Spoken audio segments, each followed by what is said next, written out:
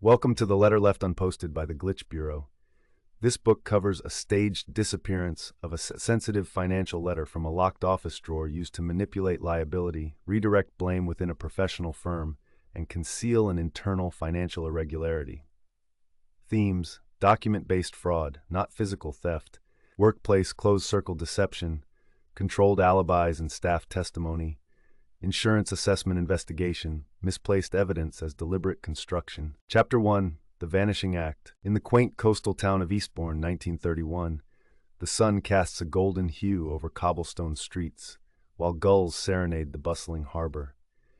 The day begins like any other at the firm, with the rhythmic clatter of typewriters and the scent of fresh ink. Yet, beneath this veneer of normalcy, a storm brews. A sensitive financial letter, locked securely in an office drawer, has vanished without a trace. The air thickens with tension as whispers of betrayal echo through the hallways. Chaos ensues, employees exchanging bewildered glances, each wondering who among them could orchestrate such a cunning act. It's not a mere theft, but a sophisticated document-based fraud designed to manipulate liability and conceal financial irregularities. The firm's reputation teeters on the brink, and trust becomes a rare commodity. Enter Mr. Cecil Fane, a retired stage magician turned insurance assessor. With a discerning eye honed by years of unraveling illusions, Fane steps into the fray. His presence is calm yet commanding, a beacon of hope amidst the turmoil. As he surveys the office, his mind begins piecing together the intricate puzzle of deception laid before him. Fane's unique skills are immediately apparent. He notices the subtle cues others miss: the faint scent of cigar smoke lingering in the air, a misplaced paperclip on the floor. These clues, seemingly insignificant, are threads that, when woven together, reveal the tapestry of truth. As Fane embarks on his investigation, the stage is set for an unraveling of secrets that will challenge every notion of loyalty and deceit. The Vanishing Act is more than a mystery. It is a testament to the power of observation and the art of seeing beyond the obvious. Introduction to Eastbourne, 1931. Imagine you're strolling through Eastbourne in 1931, a coastal town where the sea breeze carries whispers of both history and the future. The cobblestone streets echo with the sounds of horse-drawn carriages and the occasional motorcar, a testament to the town's place on the cusp of change. The harbor is alive with activity, fishermen unloading their daily catch, while seagulls circle above, their cries mingling with the chatter of townsfolk. Eastbourne is a picture of quaint charm, where the past is cherished even as modernity begins to make its subtle encroachments. The town is more than just its picturesque scenery. It's a community bound by shared stories and a collective spirit. Neighbors greet each other with familiarity, and the local tea shops buzz with the latest gossip.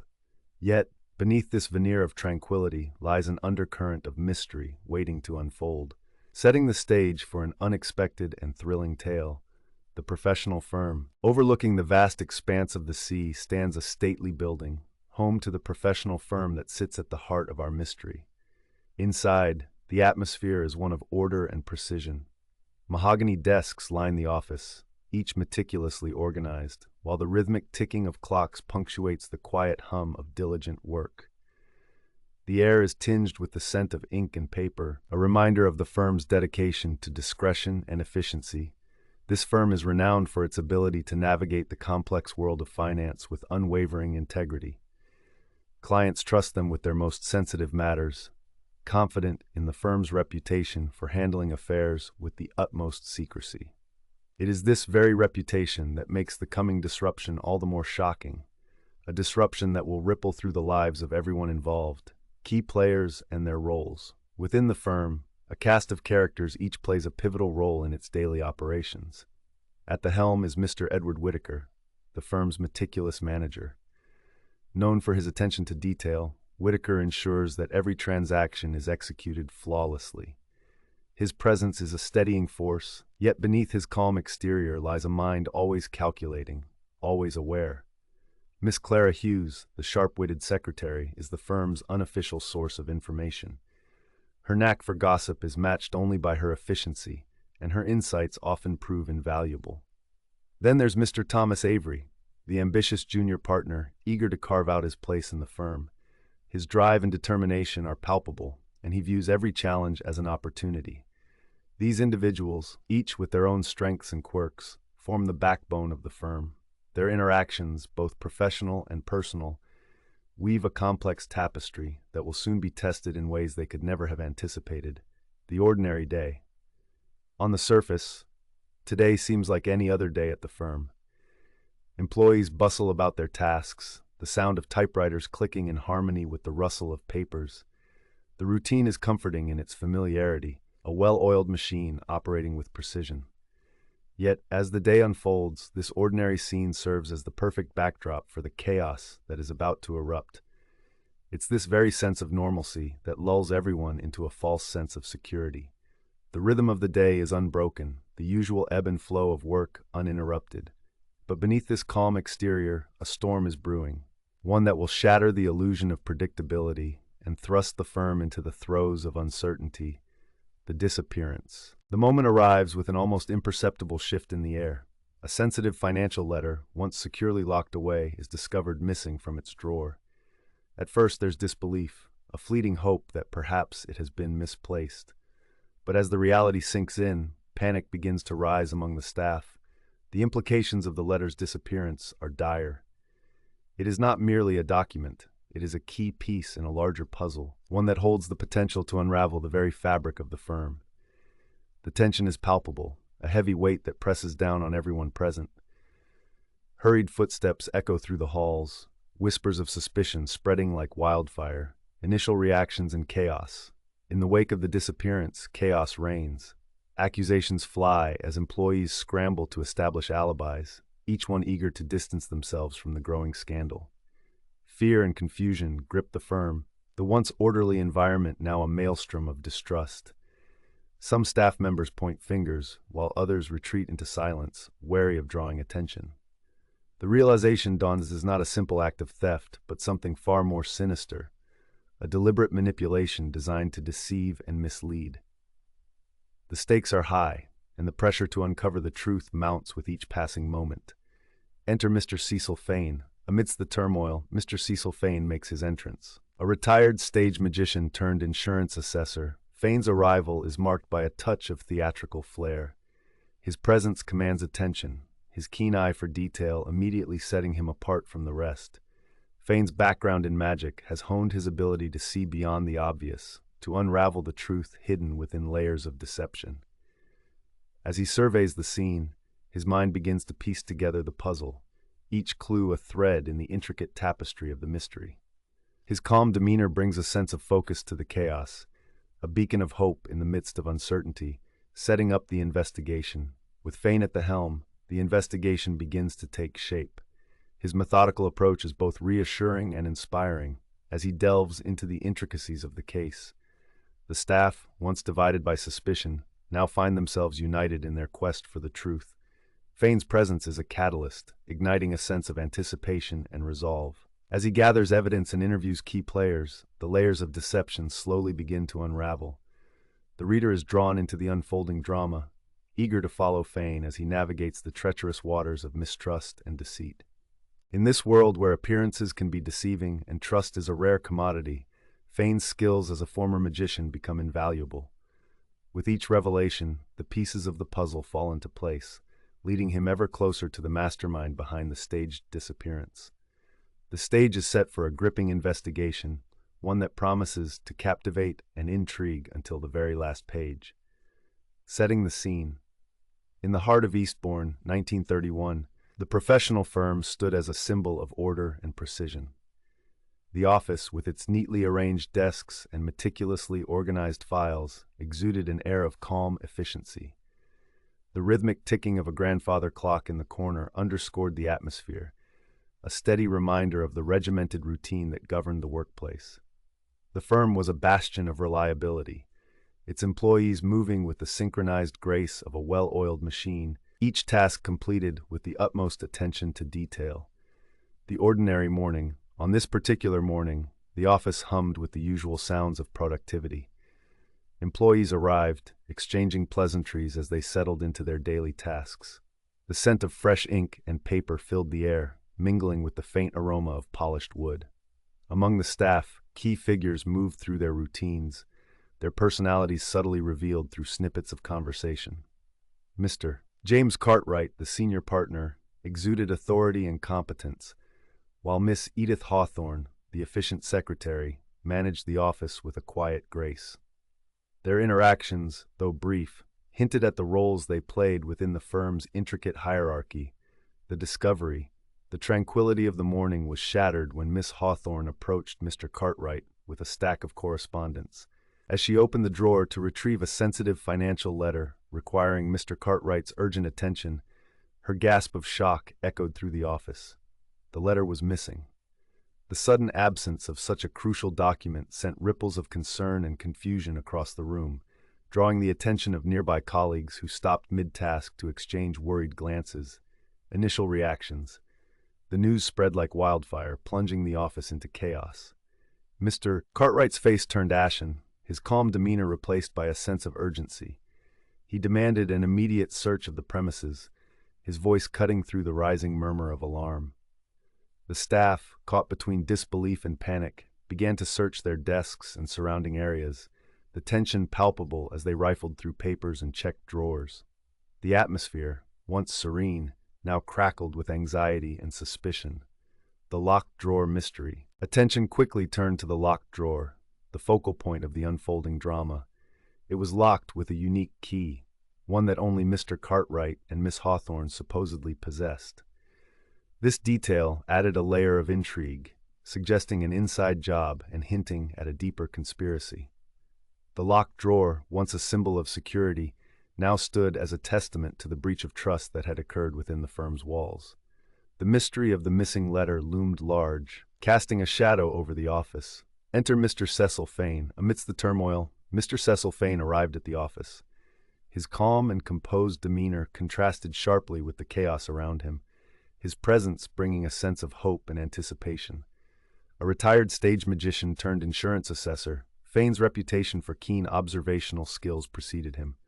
As he stepped into the room, his gaze swept across the assembled staff, taking in the scene with a practiced eye. His arrival marked the beginning of a meticulous investigation, his unique perspective promising to unravel the truth behind the disappearance. First observations. Fane began his investigation by observing the reactions of the staff, noting those who seemed overly anxious or suspiciously calm. His sharp intuition guided him as he made mental notes of the office layout and the positions of the desks, already piecing together potential scenarios in his mind. The evidence suggested that the disappearance was no mere accident, but a carefully orchestrated act of deception. Fane's methodical approach, honed through years of practice, set the tone for the investigation that would follow. Transition to investigation. With the initial observations complete, Fane requested a private meeting with Mr. Cartwright to discuss the circumstances surrounding the disappearance. This transition marked the beginning of a deeper dive into the web of deception that threatened to unravel the firm's reputation. As Fane prepared to delve into the intricacies of the case, the stage was set for a journey into a world of intrigue and betrayal, where appearances could be deceiving and trust was a rare commodity. The investigation into the missing letter was about to begin in earnest, and with it, the unraveling of a conspiracy that reached far beyond the confines of the office. As Fane prepared to confront the challenges ahead, the stakes were raised, leaving readers eager to follow his journey into the heart of the mystery. In the bustling office of the Eastbourne firm, a palpable tension hung in the air, thick as the fog that often rolled in from the sea. The discovery of a missing financial letter had thrown the staff into chaos, whispers echoing through the corridors like a relentless tide. Amidst this charged atmosphere, a figure emerged, cutting through the disarray with an air of quiet confidence. Mr. Cecil Fane. Fane's entrance was nothing short of theatrical, yet understated, a testament to his years on the stage. A retired magician turned insurance assessor, he possessed an uncanny ability to see beyond the surface, a skill honed through countless performances where illusion was his craft. His transition from the stage to the world of insurance was more of an evolution than a career change. His adeptness at reading people and situations making him the perfect candidate to unravel the mystery at hand. As Fane moved through the office, his presence commanded attention. The staff, initially skeptical of this outsider, found themselves drawn to his calm demeanor. Fane's eyes, sharp and perceptive, took in the scene with a magician's precision. He noted the nervous fidgeting of the accountant, the overly helpful demeanor of the office manager, and the subtle tension between colleagues. These were not mere observations.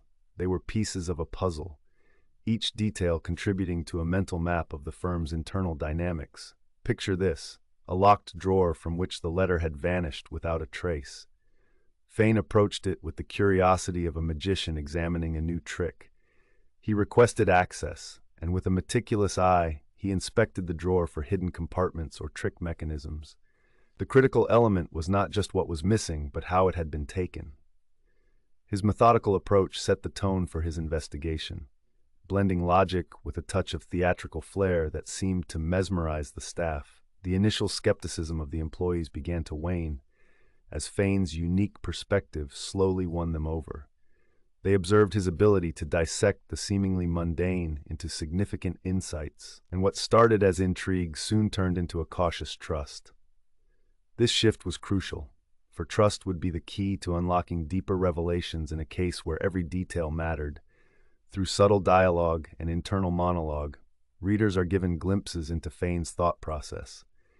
He considered the possibility of an inside job, the role of misdirection, and the potential for hidden motives among the staff. The disappearance of the letter was not a simple case of theft. It was a cleverly orchestrated act of deception designed to manipulate liability and redirect blame. As Fane prepared to delve deeper into the mystery, he set up interviews with key staff members, planning his next steps with the precision of a chess master. Each move was calculated, each interaction a potential breakthrough. The staff, once wary of his presence, now found themselves anticipating his next move, eager to see how this unconventional investigator would unravel the tangled web of deception.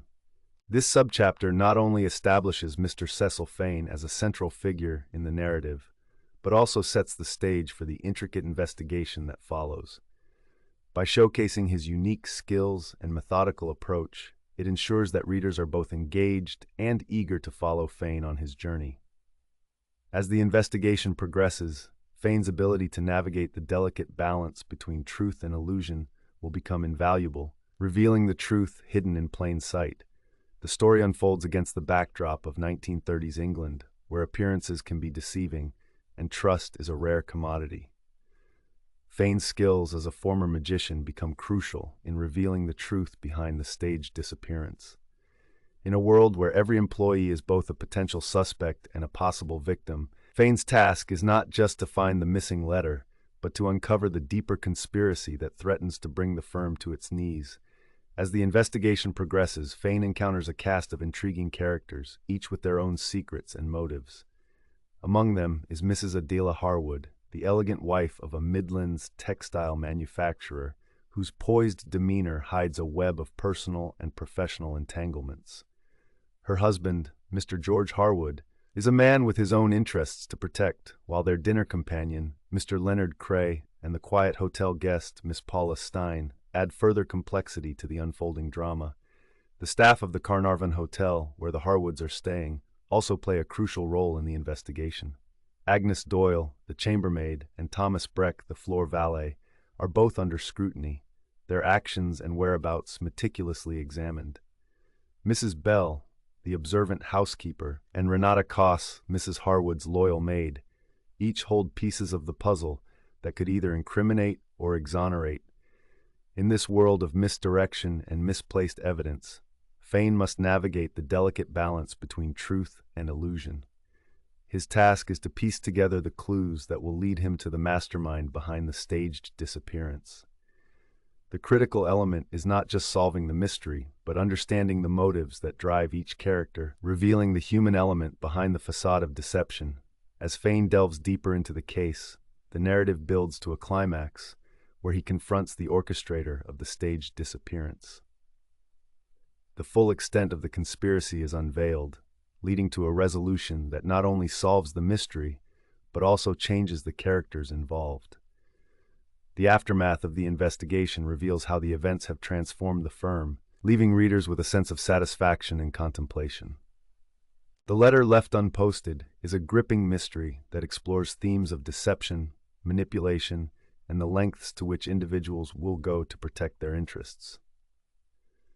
Set against the backdrop of 1930s England, it is a tale of intrigue and suspense that will keep mystery and thriller fans on the edge of their seats until the very last page. Chapter 2, Web of Deception. The sound of a clock ticking in the quiet office seemed to echo the tension in the air. Within the firm, every employee's glance carried suspicion, each one a potential suspect in the vanishing of the letter. As Mr. Cecil Fane, a man with a magician's eye for detail, stepped into this closed circle of mistrust, he knew the real trick would be in unraveling the web of deception. Every alibi was a carefully crafted performance, each staff testimony a potential smokescreen to redirect blame. The evidence suggested that motives were as layered as the firm's financial records. Consider Agnes Doyle, the chambermaid at the Carnarvon Hotel. Her seemingly innocent routine might hide a crucial piece of the puzzle. Meanwhile, Thomas Breck, the floor valet, exuded an air of nonchalance that belied the secrets he might hold. The hotel itself was a stage for intrigue, where Mrs. Bell, the observant housekeeper, and Renata Casse, Mrs. Harwood's loyal maid, moved with purpose. Their interactions with the guests, especially the enigmatic Harwoods, added complexity to the mystery. This becomes clear when one considers the subtle alliances formed behind closed doors, alliances that could either illuminate the truth or deepen the shadows of deceit. Fane's task was to navigate these murky waters, drawing on his past experiences to see through the illusions. The core principle is that in a world where appearances can be deceiving, uncovering the truth requires more than just logic. It demands an understanding of human nature and the art of misdirection. As Fane pieced together the clues, every revelation brought him closer to the heart of the conspiracy, where the real mastermind lay hidden. In the dimly lit confines of the firm's office, the air was thick with tension. The disappearance of the financial letter had transformed a routine day into a web of suspicion, where every glance and gesture was scrutinized. It was here that Mr. Cecil Fane, with his magician's eye for detail, began to unravel the mystery, and the stakes were high. The year was 1931, and Eastbourne's coastal breezes carried whispers of deceit. Introduction of key suspects. The firm was a microcosm of ambition and secrecy, populated by characters each with their own shadowy corners. Arthur Langley, the ambitious junior partner, was a man of sharp suits and sharper ambitions. His rise within the firm was meteoric, but with it came whispers of ruthlessness. Evelyn Harper, the meticulous secretary, was the quiet cornerstone of the office, yet her eyes spoke of secrets untold. And then there was George Collins, the disgruntled accountant, whose simmering resentment towards the firm was palpable. Each had their own reasons to be involved in the letter's disappearance, and Fane knew that understanding their motives was crucial. Layering of motives. Arthur Langley's ambitions were a double-edged sword. His drive to ascend the corporate ladder was well known, and the letter's contents could either bolster his career or bring it crashing down. Evelyn Harper's motives were more enigmatic. Her diligence at work masked a personal secret that the letter might expose, a secret she would do anything to protect. George Collins, on the other hand, wore his motives on his sleeve. His grievances with the firm were no secret, and revenge could be a powerful motivator. Each suspect had woven their own narrative, a tapestry of ambition, secrecy, and resentment, alibis and manipulations. The alibis presented by each suspect were as carefully crafted as a magician's trick. Arthur claimed he was ensconced in a meeting during the letter's disappearance, his confidence unshakable. Evelyn insisted she was at her desk, her composure betraying nothing. George, with a hint of defiance, asserted he was out on an errand. Yet, as Fane delved deeper, discrepancies began to surface. Arthur's meeting was uncharacteristically unscheduled, Evelyn's desk was uncharacteristically tidy, and George's errand was uncharacteristically vague. Each alibi, a carefully constructed facade, was designed to redirect suspicion onto others. Interpersonal dynamics within the firm, relationships were as tangled as the mystery itself. Arthur and Evelyn shared a professional camaraderie that hinted at deeper alliances, a partnership that could either be a strength or a liability. George's isolation from the group added to his air of mystery. his interactions with others sparse and terse. Fane, ever observant, noted how alliances shifted and evolved under pressure, each character maneuvering like pieces on a chessboard. Introduction of hotel staff. As the investigation expanded beyond the firm, the Carnarvon Hotel became a focal point. Agnes Doyle, the observant maid, had seen more than she let on, her eyes missing nothing. Thomas Breck, the enigmatic bellboy, moved silently through the corridors, his presence felt but not heard. Mrs. Bell, the stern housekeeper, ran the hotel with an iron fist, her authority unquestioned. And Renata Koss, the charming receptionist, greeted each guest with a smile that belied her sharp mind. Each member of the hotel staff added another layer to the mystery, their insights and alibis further complicating the investigation, building tension. As Fane navigated this intricate web of deception, the tension within the firm escalated. The air was electric, each suspect's story a blend of truth and fabrication. The closed circle dynamic intensified, with each character feeling the weight of suspicion pressing down. Fane's task was to sift through the layers of misdirection, to separate the real from the illusory, and to find the thread that would unravel the entire tapestry. Smooth transition. In the quiet of his office, Fane pondered over a small clue that had come to light. It was a subtle hint, a piece of the puzzle that seemed insignificant at first glance, but held the potential to propel the investigation forward. This revelation, though minor, was a beacon guiding him deeper into the labyrinth of deceit. As he prepared to delve further, the stage was set for the next chapter of this unfolding drama, where each revelation brought him closer to the truth. The subchapter, Closed Circle Suspects, is a pivotal moment in the narrative, where the mystery deepens and the characters' secrets are laid bare. It is a tale woven with intrigue and suspense, setting the foundation for future revelations and ensuring that each event feels inevitable and tightly woven into the fabric of the narrative. As the story progresses, the reader is drawn further into the world of the letter left unposted, where every twist and turn promises to captivate and enthrall. The door to the office creaked open, and Mr. Cecil Fane stepped inside, his eyes immediately scanning the room with the precision of a hawk. The firm was in chaos, whispers of suspicion and fear floating through the air like a thick fog. The disappearance of the letter had turned a typical day into a whirlwind of uncertainty, and Fane, with his background as a stage magician, knew better than anyone that nothing was ever as it seemed. Fane's investigation began with the employees' testimonies, each alibi a carefully crafted story designed to shield its creator from suspicion. He knew the art of illusion well, and he could sense the subtle manipulations in their narratives. The challenge lay in distinguishing the genuine from the fabricated, a task that required not just scrutiny, but an understanding of human nature. Agnes Doyle was the first to be examined. Her sharp wit was evident in her testimony, and her alibi seemed unshakable. Yet, Fane noticed the slight hesitation in her voice, a fleeting moment of uncertainty that hinted at a deeper truth.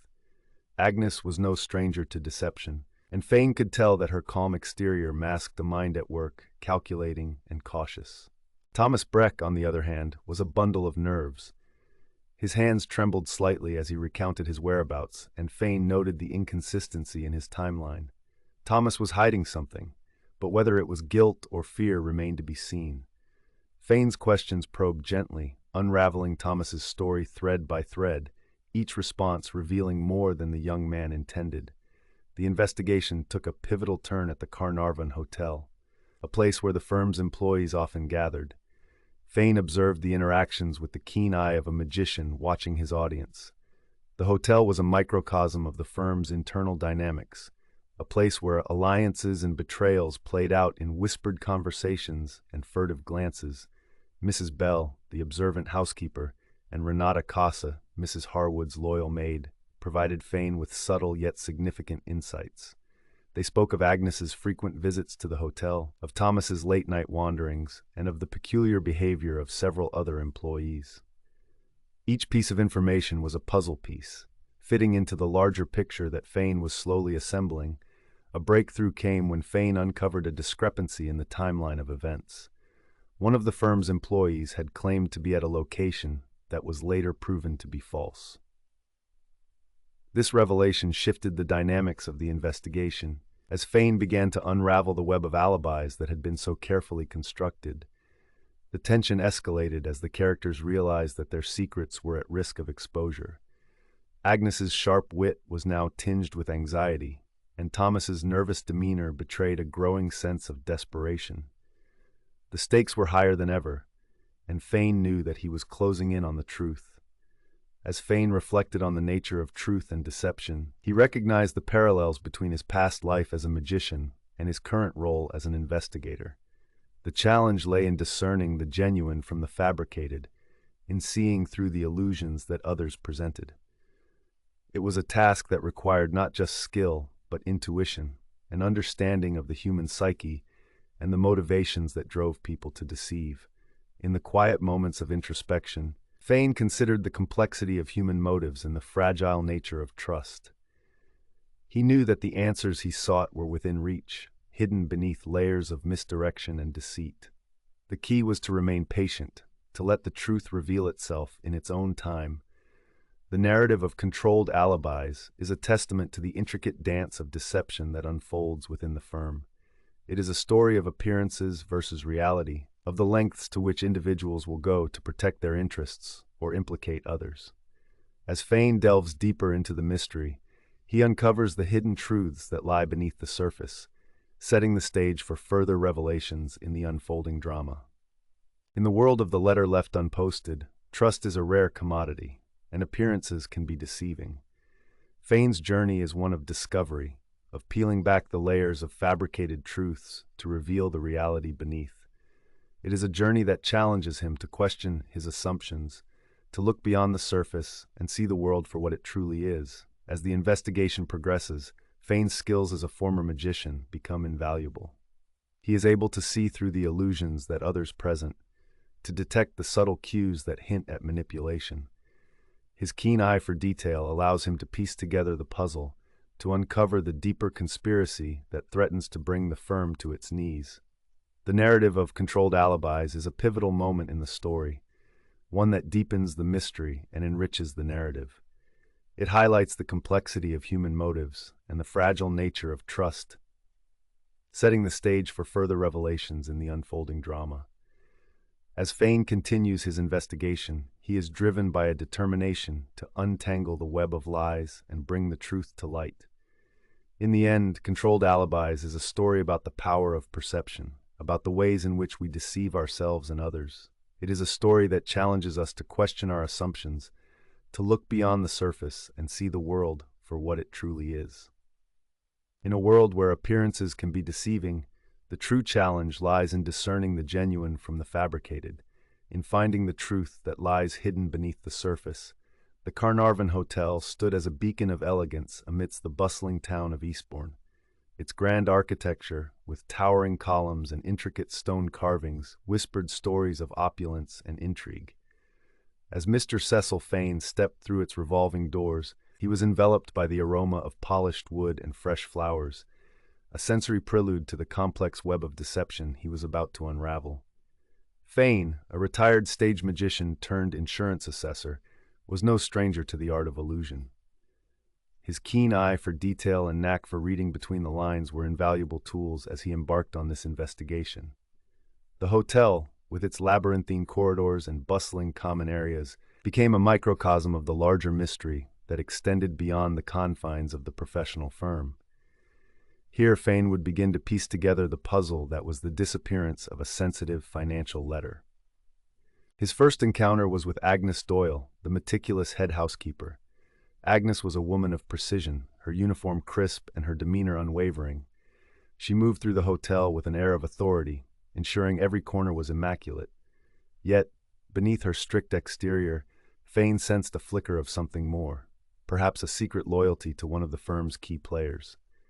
As they spoke, Agnes's eyes darted ever so slightly, betraying a hint of guardedness. Her adherence to rules was unquestionable, but Fane wondered what rules she might be willing to bend for the right person. Next, Fane crossed paths with Thomas Breck, the charismatic bellboy. Thomas was a young man with an infectious smile and a reputation for being the hotel's unofficial gossip. He seemed eager to assist, his eyes twinkling with the promise of juicy tidbits.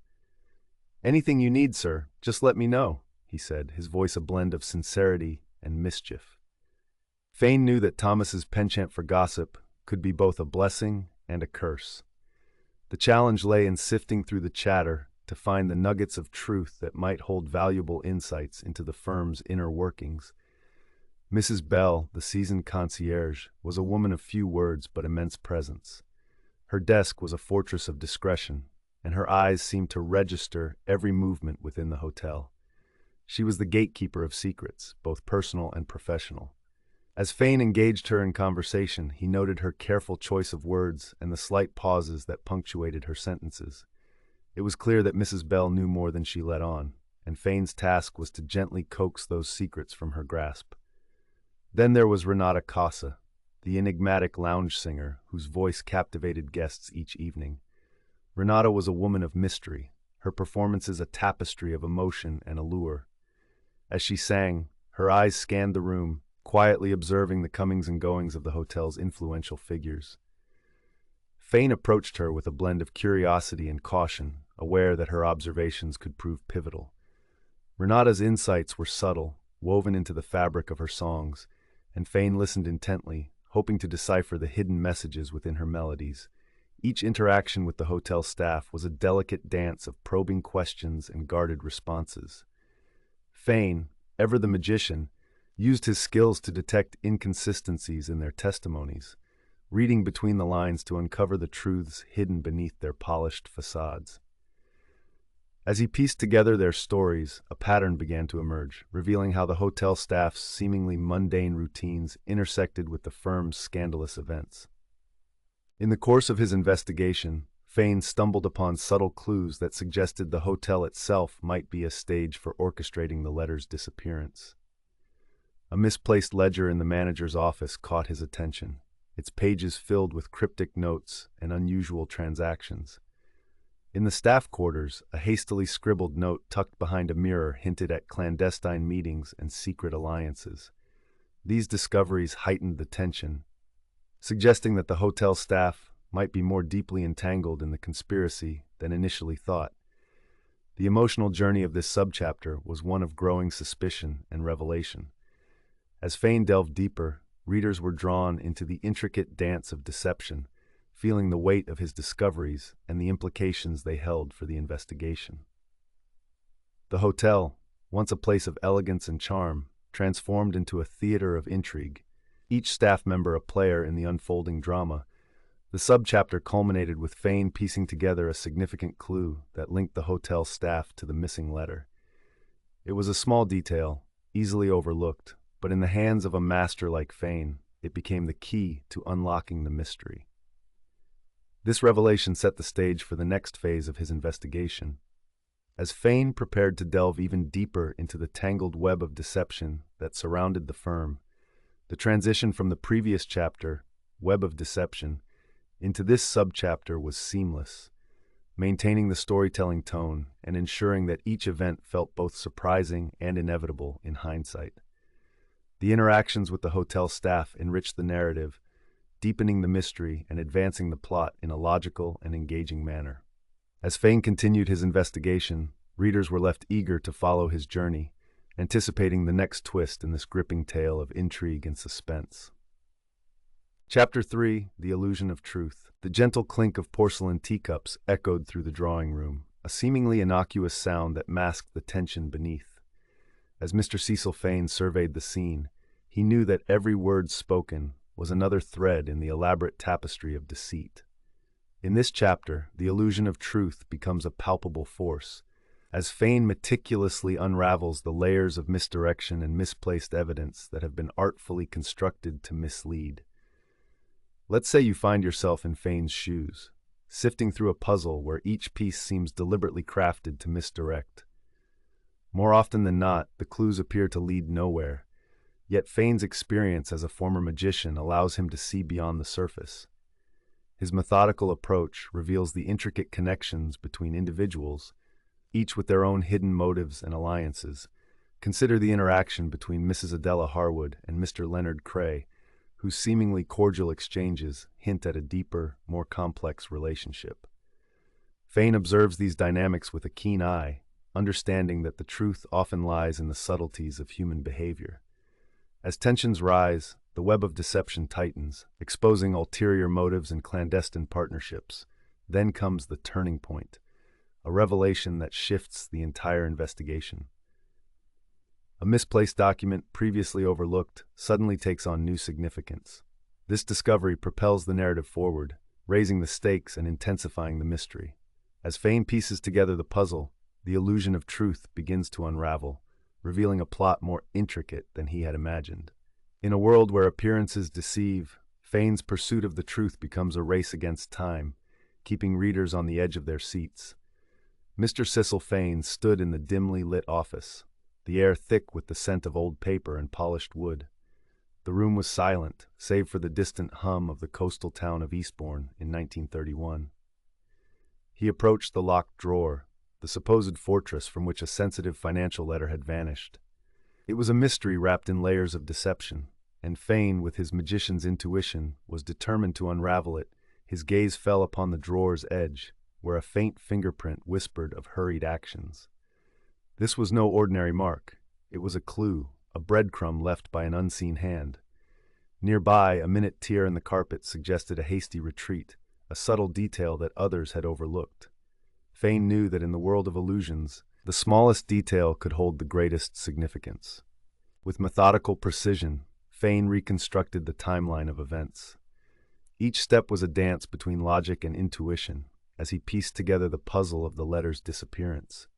Interviews with the firm's key members revealed a tapestry of alibis, each one crafted with care. Yet as Fane listened, he sensed the undercurrents of half-truths and outright lies, the masks people wore to hide their true intentions. One such mask belonged to Mrs. Adela Harwood, whose poised demeanor seemed almost too perfect.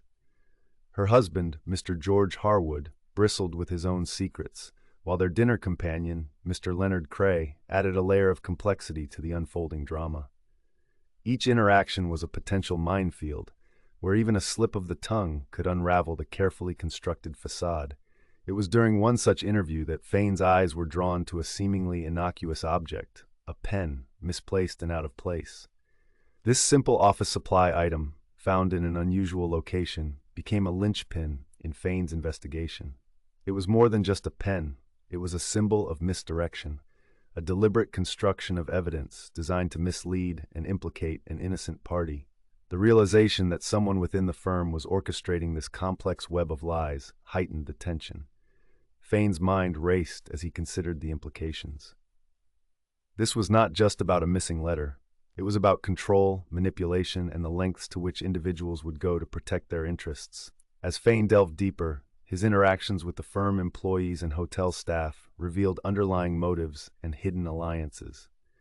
Agnes Doyle, the chambermaid, and Thomas Breck, the floor valet, were both under scrutiny, their actions meticulously examined. Mrs. Bell, the observant housekeeper, and Renata Koss, Mrs. Harwood's loyal maid, each held pieces of the puzzle that could either incriminate or exonerate. The tension among characters was palpable, each gesture or glance a potential clue. Fane's unique perspective as a former magician allowed him to see beyond the surface, drawing parallels between stage illusions and the deceptions at play.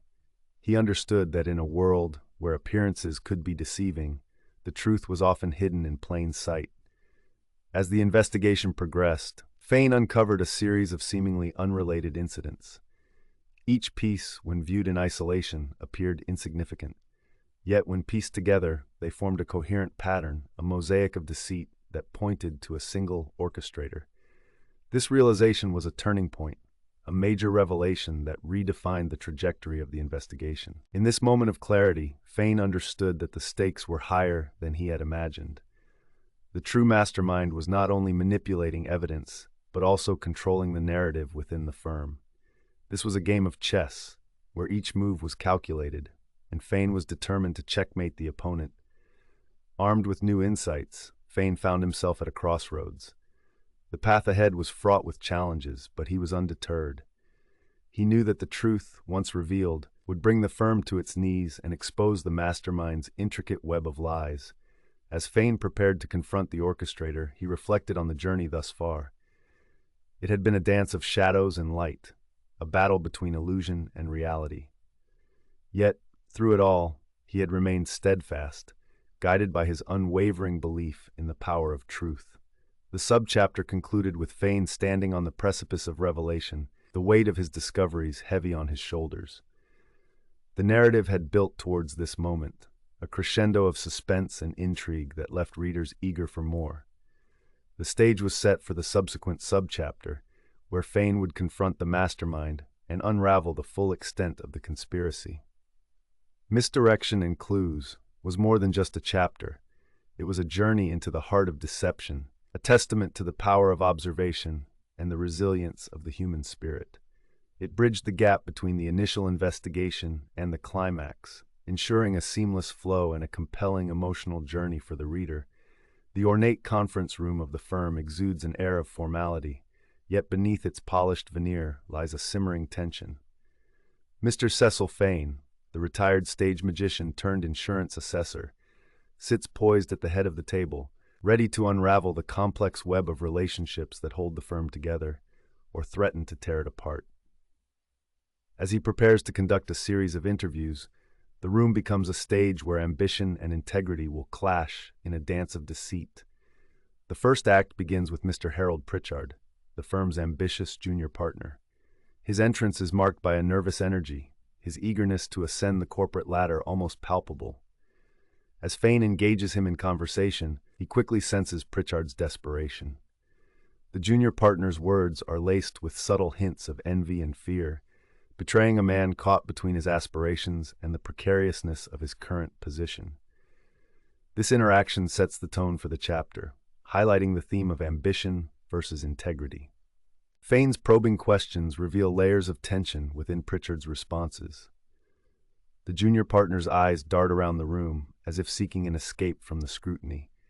Fane notes the slight tremor in Pritchard's hands, the way he shifts uncomfortably in his seat.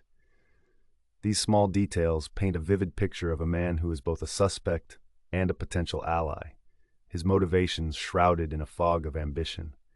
Next, Fane turns his attention to Miss Evelyn Hart, the firm's diligent secretary. Her demeanor is calm, her words measured, yet beneath her composed exterior lies an undercurrent of unspoken truths. As Fane delves deeper, he detects a protective loyalty in Evelyn's words as she defends her colleagues. Yet her eyes betray a deeper knowledge of the firm's internal politics. Her guarded responses suggest she knows more about the letter's disappearance than she lets on, hinting at her possible involvement or at least complicity. The dialogue between Fane and Evelyn is a delicate dance, each question and answer carefully weighed. Fane watches her closely, noting the way her gaze flickers momentarily when he mentions the letter. Her body language speaks volumes, the slight hesitation before she responds, the way her hands clasp tightly together. These subtle cues add layers of complexity to their interaction, suggesting that Evelyn is a key piece of the puzzle. As the scene shifts to the Carnarvon Hotel, Fane meets with Mr. Thomas Blake, the head bellman. Blake's jovial exterior masks a shrewd understanding of the guests and their comings and goings. Fane approaches this conversation with caution, aware that Blake's insights into the hotel's clientele could provide crucial leads. As they speak, Blake's offhand remarks about certain guests' peculiar habits and late-night activities add a layer of intrigue, suggesting the hotel's role in the broader conspiracy. Fane's strategic questioning draws out Blake's observations, each anecdote a potential clue. The bellman's eyes twinkle with mischief as he recounts tales of guests slipping in and out at odd hours, their actions shrouded in secrecy. Fane listens intently, piecing together the fragments of information that could lead him closer to the truth. Blake's insights offer a tantalizing glimpse into the hidden world of the hotel's guests, a world where appearances can be deceiving. Throughout these interactions, Fane's astute observations and strategic questioning reveal the character's deeper motivations and alliances. He notes the subtle exchanges of glances, the hesitations in speech, and the defensive postures, all of which paint a vivid picture of a workplace fraught with rivalry and deception. The emotional journey of this subchapter lies in Fane's growing understanding of the human complexities behind the staged disappearance. A pivotal moment occurs when Fane uncovers a shared secret between Pritchard and Hart. A clandestine meeting that took place on the night of the letter's disappearance raises new suspicions and aligns certain characters in unexpected ways. This revelation shifts the investigation's trajectory, forcing Fane to reevaluate his understanding of the firm's dynamics. In the quiet aftermath of these revelations, Fane reflects on the intricate tapestry of human relationships he has begun to unravel. He realizes that the truth is not merely hidden in the physical evidence, but embedded in the very fabric of interactions among the characters. This realization propels the narrative forward, setting the stage for the forthcoming revelations and intensifying the mystery's emotional stakes. As Fane prepares to leave the conference room, he takes a moment to gaze out the window at the bustling streets of Eastbourne. The coastal town, with its picturesque charm, stands in stark contrast to the turmoil within the firm. Yet Fane knows that beneath the surface lies a web of deception, one that he is determined to untangle. His mind races with possibilities, each interaction offering new insights into the character's motivations. Fane's unique perspective, owned through years of stagecraft, allows him to see beyond the facade, to glimpse the truth hidden in plain sight. As he steps out into the crisp air, he knows that the investigation is far from over. The characters he has encountered are not merely players in a mystery, but individuals with their own stories, their own secrets. In the days to come, Fane will continue to probe, to question, to uncover the layers of deceit that bind the firm and the Carnarvon Hotel staff. Each interaction will bring him closer to the truth, each revelation a step toward unraveling the conspiracy that threatens to bring the firm to its knees. As the chapter draws to a close, Fane's thoughts turn to the characters he has met. Pritchard, with his ambition and desperation, Evelyn, with her guarded loyalty, Blake, with his shrewd observations. Each one holds a piece of the puzzle, a clue that could lead to the missing letter and the mastermind behind its disappearance. The stage is set for the next act, the mystery deepening with each passing moment. As Fane delves deeper into the case, he knows that the truth is within reach, waiting to be uncovered. In a world where appearances can be deceiving and trust is a rare commodity, Fane's skills as a former magician become invaluable in revealing the truth hidden in plain sight. The chapter concludes with a sense of anticipation, the promise of revelations yet to come. The intricate web of character interactions has been woven, each thread leading toward a resolution that will leave readers on the edge of their seats, eager to discover the truth behind the letter left unposted. In the dimly lit office, shadows danced across the walls as Mr. Cecil Fane sat hunched over a cluttered desk, papers strewn around him like pieces of an unsolvable puzzle. The air was thick with tension, the kind that grips you when you're on the brink of discovery. Fane, a man whose past as a stage magician had taught him to see beyond the surface, was deep in thought. The stakes were high, and the clock was ticking. As he sifted through the evidence he had painstakingly gathered, a sense of urgency gnawed at him. The professional firm in Eastbourne, once a place of order and routine, was now a web of deception. The missing letter, vanished from a locked drawer, was more than a mere document. It was the key to unraveling a conspiracy that threatened to topple the firm. Fane knew he was at a critical juncture, a turning point where the seemingly disparate pieces of the puzzle began to align. His breakthrough came unexpectedly, as these moments often do. Revisiting the testimonies and alibis of the firm's employees, Fane's keen eye caught a detail previously overlooked. A discrepancy in the timeline of events suggested a deliberate manipulation of evidence. It was a minor detail, but it stood out like a beacon in the fog. This revelation was a moment of clarity for Fane, a realization that the misdirection was not just a byproduct of chaos, but a carefully orchestrated strategy. With this new understanding, Fane delved into the relationships and tensions among the firm's employees. The narrative shifted as he revisited key interactions, now viewing them through the lens of this revelation. Patterns of alliances and betrayals emerged, with certain characters becoming more suspicious than others. This exploration of character dynamics added depth to the mystery, emphasizing the human element at its core. Among the firm's employees, Mrs. Adela Harwood stood out. Her poised demeanor, once seen as a mark of professionalism, now seemed to conceal a web of personal and professional entanglements. Her husband, Mr. George Harwood, had his own interests to protect, and their dinner companion, Mr. Leonard Cray, added further complexity to the unfolding drama. Fane's mind raced as he pieced together the interactions, each a potential clue in the larger puzzle. The subchapter reached its climax with a dramatic twist. Fane uncovered evidence implicating a seemingly innocent party in the conspiracy. This revelation not only shifted the investigation's focus, but also raised the stakes. Fane realized the true extent of the deception, understanding that the conspiracy was more intricate than he had imagined. The twist was crafted to surprise the reader while remaining consistent with the clues previously laid out, ensuring that the plot flowed logically and inevitably. Throughout this journey, Fane underwent an emotional transformation. Initially frustrated and doubtful, the revelation reinvigorated his resolve and sharpened his focus. This emotional journey resonated with the reader, drawing them into Fane's world and investing them in his quest for truth. It was a reminder that even in the face of overwhelming odds, clarity could be found and justice could prevail. As the subchapter drew to a close, Fane prepared to confront the newly identified suspect.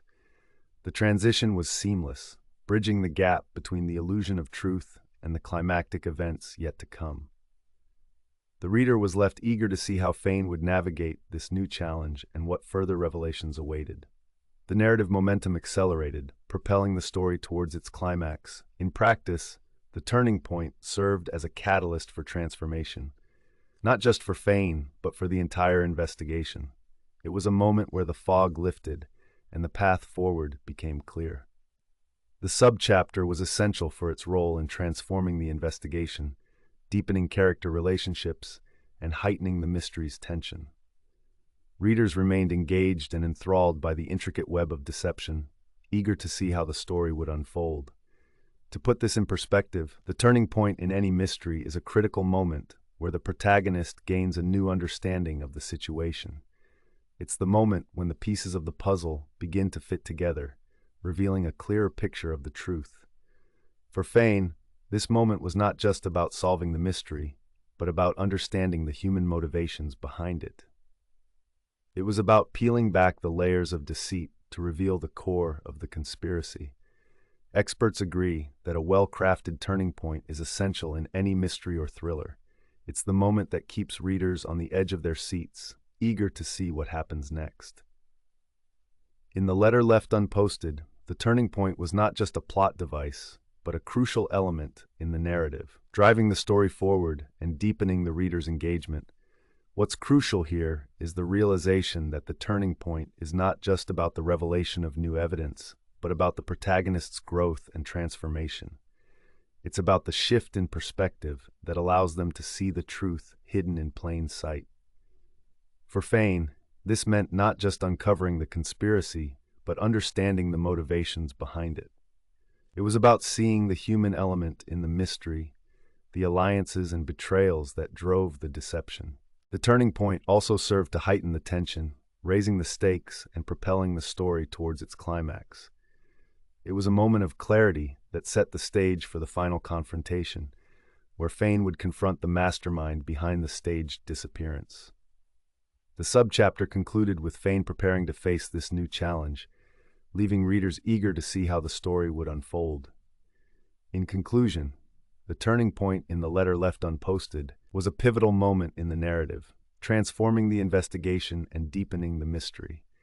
It was a moment of clarity and revelation, where the pieces of the puzzle began to fit together, revealing the true extent of the conspiracy. For Fane, it was a moment of transformation, reinvigorating his resolve and sharpening his focus. For the reader, it was a moment of engagement, drawing them deeper into the story and leaving them eager to see what would happen next. Chapter 4, The Final Reveal. The dimly lit office was silent, save for the rustle of papers, as Fane methodically laid out his findings. He stood before the gathered staff, his eyes fixed on the one person who had orchestrated the entire charade. "Imagine you're at the center of a grand illusion," he began, drawing on his past life as a magician to captivate his audience. "The deciding factor is not what you see, but what you don't." Fane's voice was steady, each word deliberate. The missing letter was never the goal. it was a tool, a distraction to mask the deeper deceit. He paused, letting the weight of his revelation settle over the room. Controlled alibis, manipulated testimonies, each piece was meticulously crafted to lead us astray. With a flick of his wrist, Fane produced a copy of the letter, the ink barely dry. The real letter was hidden in plain sight, disguised as routine correspondence, a brilliant move, but ultimately flawed. He turned to Mrs. Adela Harwood, whose poised exterior now betrayed a flicker of unease. "You played your part well, Mrs. Harwood, but every illusion has its limits." The room fell into stunned silence as the full extent of the conspiracy unfurled. Faces once masked by suspicion now revealed relief, anger, and disbelief. As Fane detailed the aftermath, the staff began to understand the depth of manipulation they had endured. Typically, such deception leaves scars, he acknowledged, but it also paves the way for renewal. As the dust settled, a new equilibrium emerged.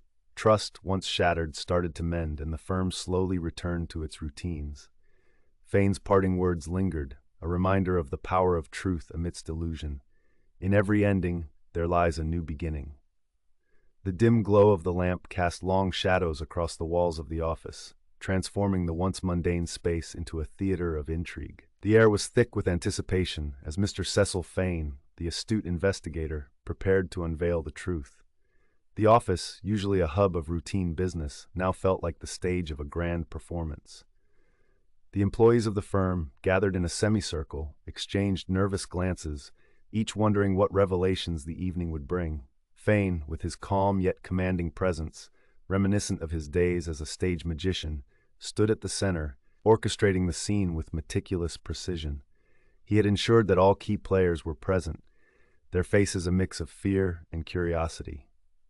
As he surveyed the room, he could feel the tension rising, each individual acutely aware that their fate might soon be revealed. With a measured breath, Fane began his revelation.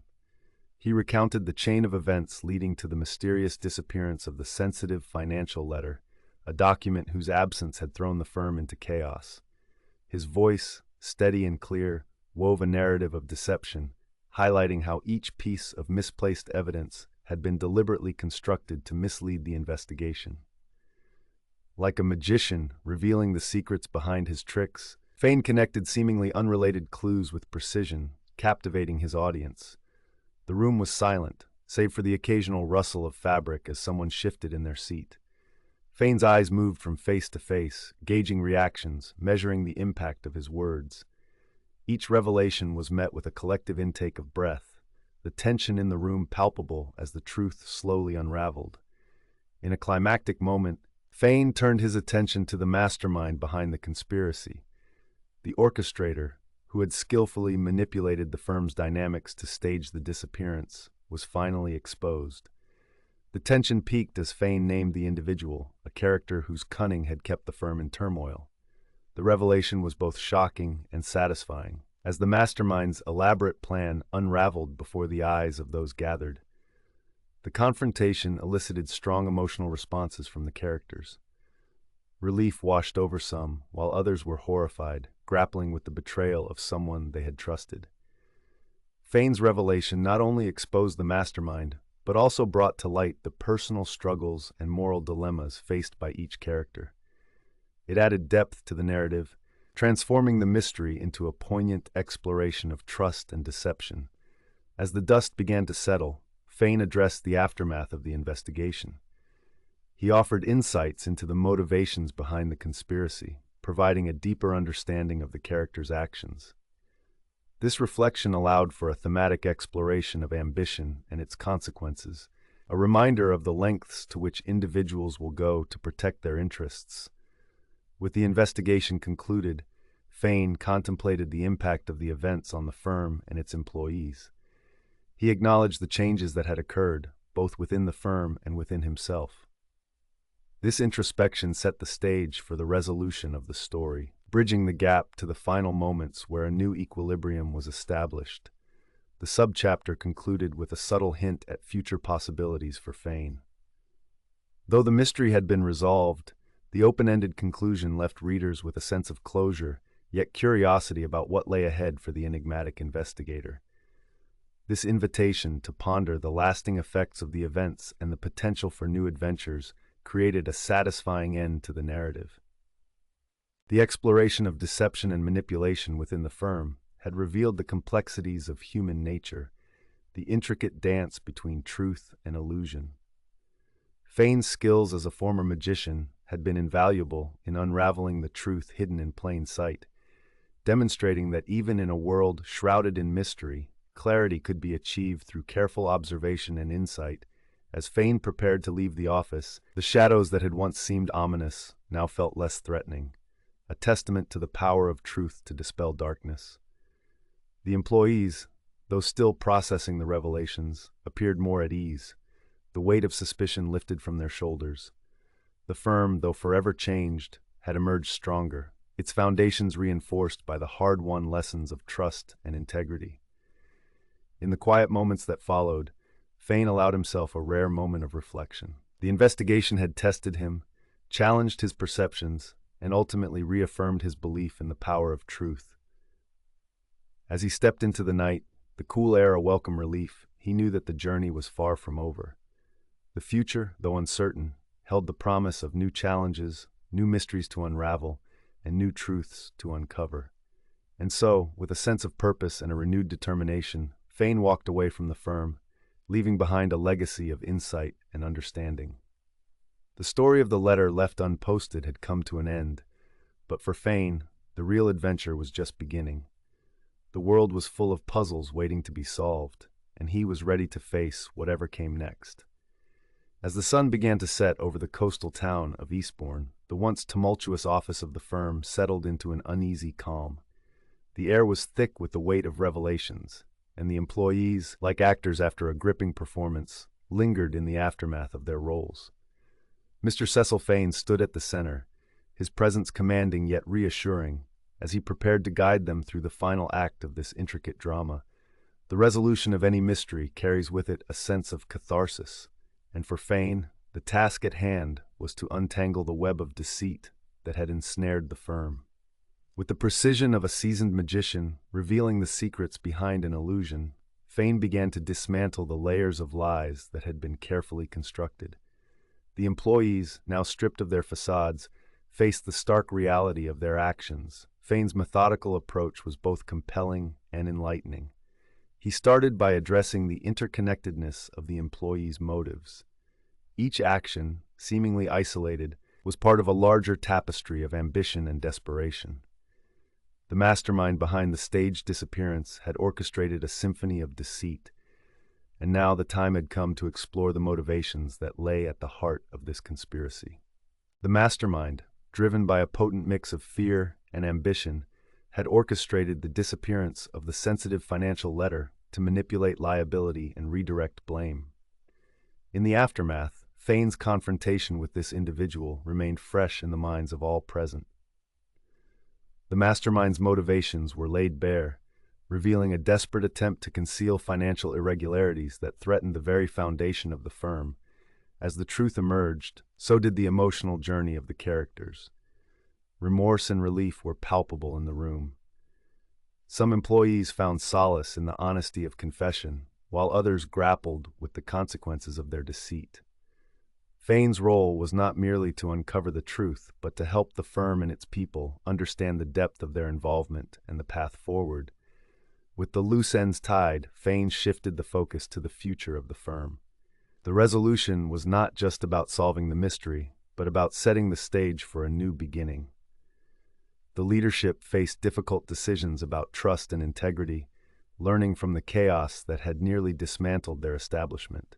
Fane, with his unique perspective as both a magician and an investigator, offered sage advice. He emphasized the importance of transparency and the courage it takes to rebuild trust. The emotional core of the resolution lay in the character's growth. Fane himself reflected on the journey, recognizing the parallels between his life on stage and his role in revealing the truth. There was a sense of satisfaction in his work, but also a poignant acknowledgement of the shadows people cast in their pursuit of success. The employees, too, were changed.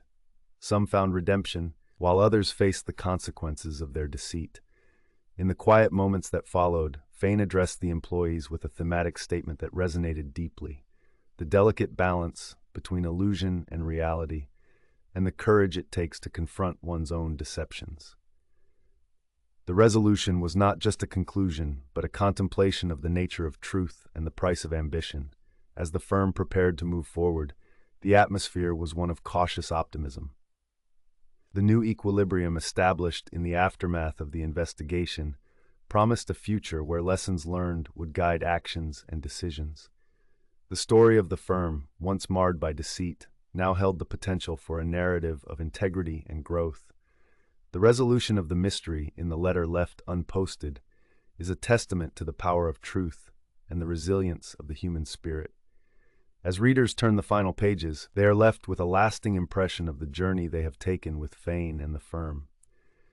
It is a story that highlights the complexity of human nature and the enduring quest for justice and redemption. Scene 1. The Aftermath.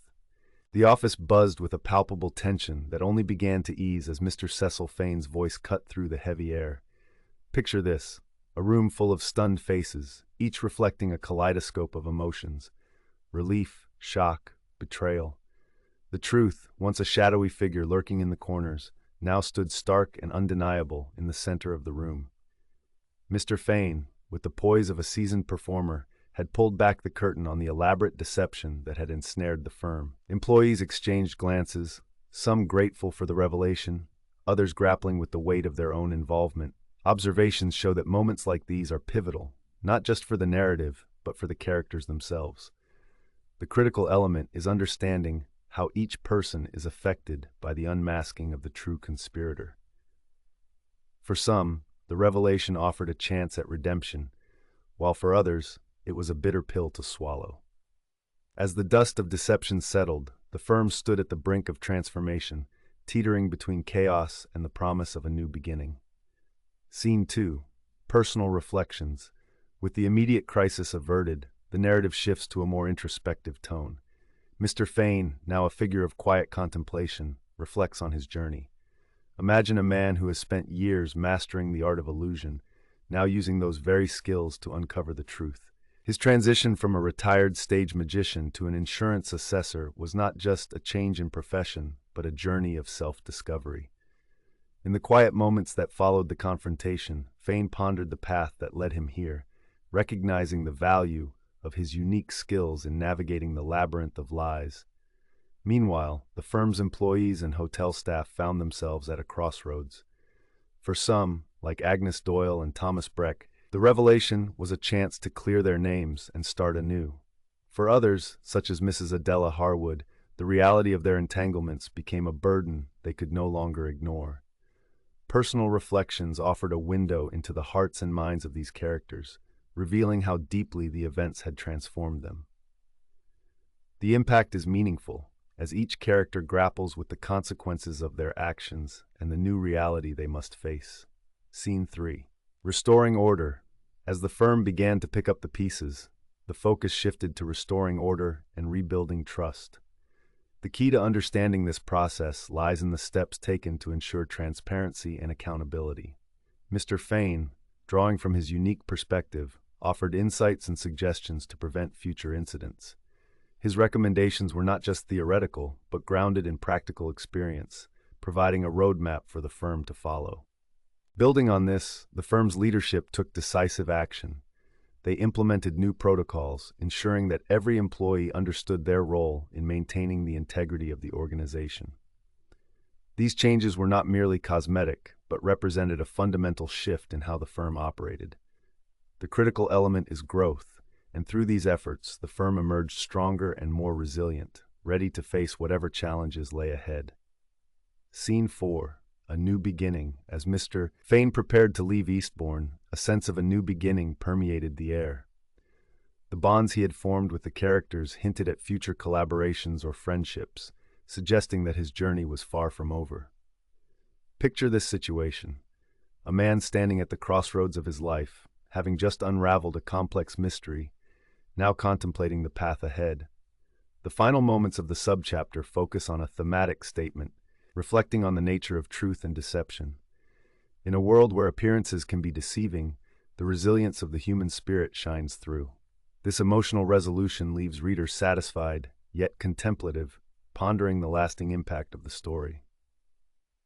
The narrative seamlessly transitions to the epilogue, laying subtle hints for the concluding remarks of the book. In summary, the subchapter New Equilibrium is a crucial part of the letter left unposted, providing closure to the central mystery while delving into the emotional and thematic depths of the story. It solidifies character growth, restores balance, and leaves a lasting impression, making it an integral part of the narrative. Through the lens of Mr. Fane's investigation, readers are invited to explore the complexities of human nature, the power of redemption, and the enduring quest for truth.